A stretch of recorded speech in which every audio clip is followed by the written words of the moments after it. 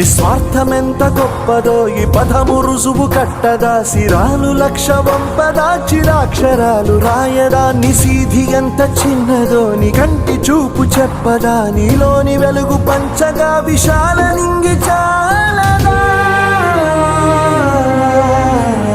మనుష్యులందు నీ కథ మహర్షిలాగా సాగదా, మనుష్యులందు నీ కథ మహర్షిలాగా సాగదా.